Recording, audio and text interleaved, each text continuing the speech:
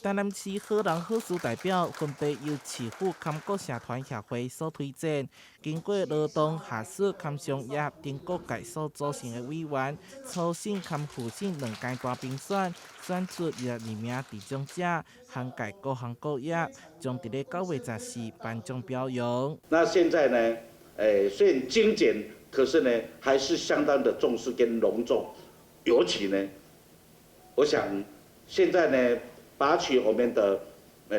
全国好人好事8等奖，应该在我们台湾目前来讲，应该是最重要的。所散发出来帮助别人的行为跟能量呢，都不一样，都在各个不同的技能专长，会使讲有钱出钱，有力出力，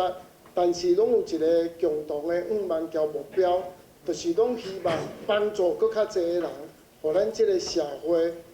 帮助人的这个行为会当更加提升起来。在22名得奖者当中，担任急诊医生的苏世阳，在95年创立玫瑰木乐团，巡回各地进行音乐演讲，推动生命教育的改革。那今天非常感谢大家，也是非常恭喜各位所有的代表，大家获得了这个奖项。那我想这也是一个抛砖引玉啊。我们的好事，其实透过这个协会，可以让社会大众大家更明了，